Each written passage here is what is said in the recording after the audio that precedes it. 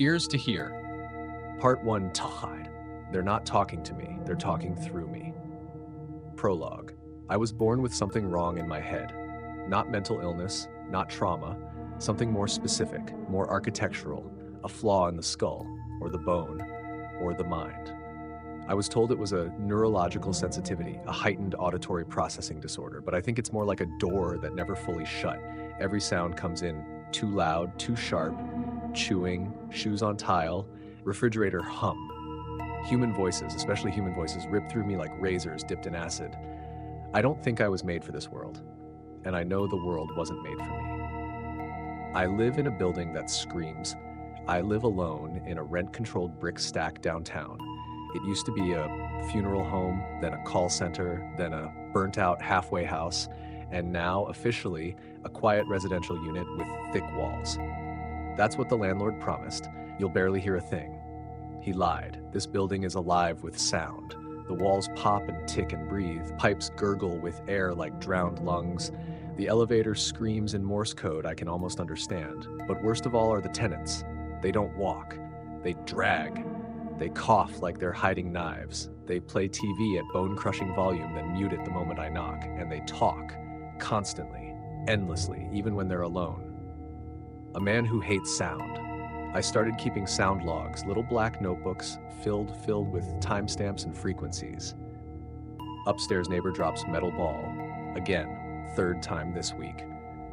Toilet flushes for 11 seconds, but no footsteps in or out. Whispering in vent. Can't locate source.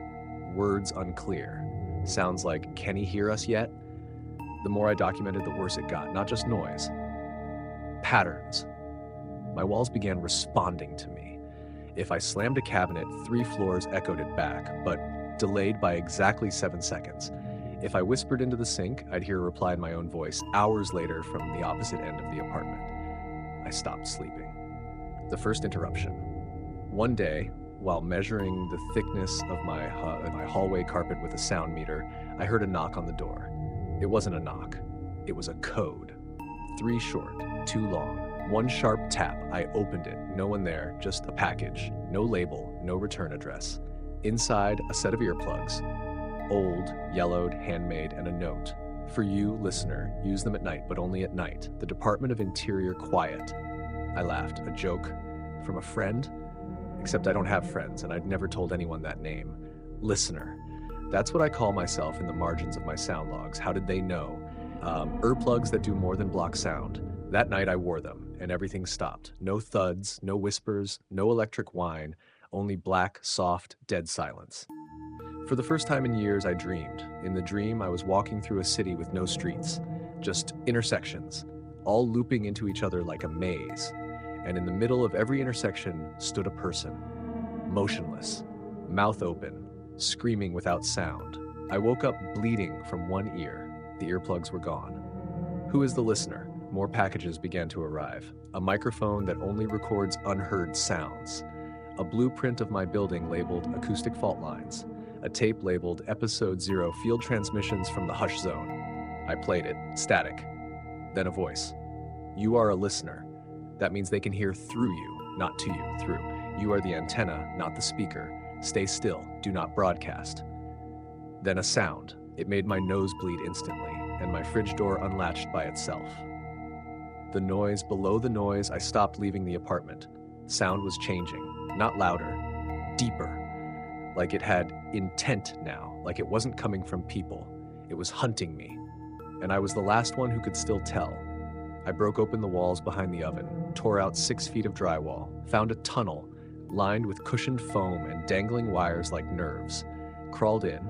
It didn't lead down, it led sideways, and it was whisper quiet. I followed it. The silent zone. After what felt like hours, the tunnel opened into a room with no door, no lights, no floor, just a smooth black void, and in the center a chair, facing a wall of speakers, not playing sound, but recording it.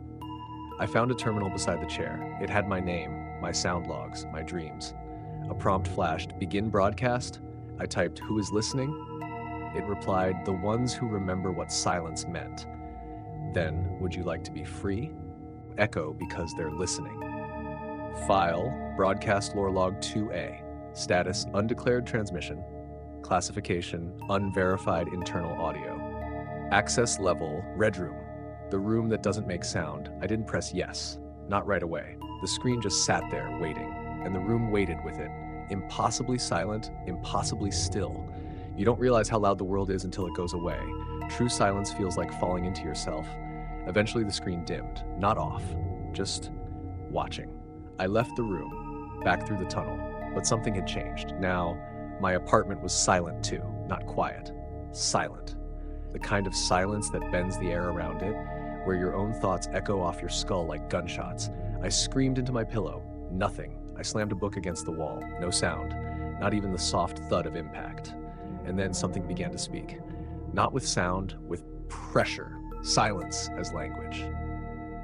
I can't explain this next part without sounding unwell, but I swear to you, silence can be shaped. When the apartment went quiet, something stayed behind. A density in the room. The air became heavy like being underwater, and the silence began to change shape. Tightened around my body when I moved, pulled when I looked toward the bathroom, fluttered near the vent like a bird caught in wire. I tried to write it down, but the pen broke. The ink spelled, "Don't record us." Then the temperature dropped. The department contacts me. The next morning, I found a note slid under my door, written in all uppercase block letters. No return address, no signature, just "You are being monitored. Do not respond to the silence with language. It will learn your shape. We are the Department of Interior Quiet, and you have been selected for dissolution." I should have left. I should have run. But where would I go? Silence was following me, or worse, I was becoming it. Recording the unrecorded, I dug through my old AV closet, found an old cassette deck. Non-digital, analog, everything. Plugged it in, hit record, left it in the dead silent bathroom. When I came back an hour later, the tape had filled, but not with voice, with non-sound. When I played it back, the tape hissed, and then something spoke through the hiss. "This is not your name. This is not your world. You are a room we forgot to close." And then, faintly, my own voice. "I am not broadcasting. I am absorbing." I never said that. The broadcast room returns. The tunnel behind the oven is gone now. I smashed the drywall again, found nothing but corkboard and insulation. But later that night at 3:33 a.m., the door to my coat closet opened, and the broadcast room was inside it. Same chair, same terminal, same wall of blank speakers. This time, the screen didn't wait. It was already typing. "Congratulations, listener. You have entered phase 2. You will now begin absorbing encoded citizens. Please make room in your mind. We are about to install the city." Then the speakers clicked on. No sound, just a sudden weight in my thoughts. And a smell. Ozone, bone dust, warm paper. My nose started to bleed again, but I couldn't leave. My building no longer makes sense. The next morning, the floor plan changed. I know this because I've measured it for years, and now my hallway was 5 feet longer. My neighbor's door was gone. In its place, an alcove lined with soft black foam with a single object in the center, a payphone. Receiver off the hook, no dial tone. When I put it to my ear, it played, "All agents report to room 0. All noise must be memory. All memory must be removed. Repeat, listener number 28 has been activated. Begin psychic reduction." Then the phone melted in my hand. The listener's dream. I tried to sleep. The broadcast room would not let me. Every time I closed my eyes, I saw the quiet ones. They're not people. They're the shadows behind curtains that never move. They're the mouths that open behind drywall. They're the ones who can't speak without breaking the world. One of them stood at the edge of my bed, tall, thin, wearing a retail uniform with a blank name tag.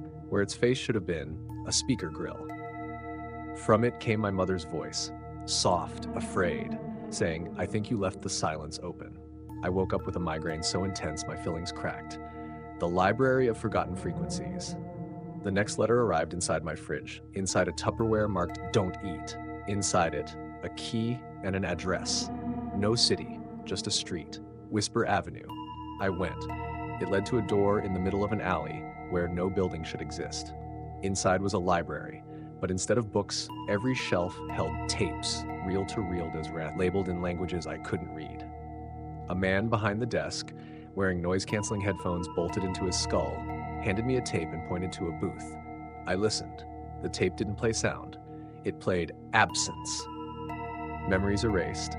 Mothers forgetting sons, cities erasing residents, children disappearing mid-sentence, each moment not heard, but subtracted from inside me. By the end of the tape, I had forgotten my own phone number, the first dissolution. 3 days later, my reflection stopped matching my movements. I stood still. It yawned. I blinked. It watched.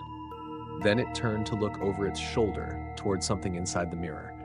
I smashed it, but behind the glass was not my wall. It was a corridor of doors, each marked with a number and a phrase. Door 108, the noise beneath the noise. Door 109, where the listener fails. Door 110, the feedback loop that eats cities and mine. Door 111, listener number 28, final broadcast pending.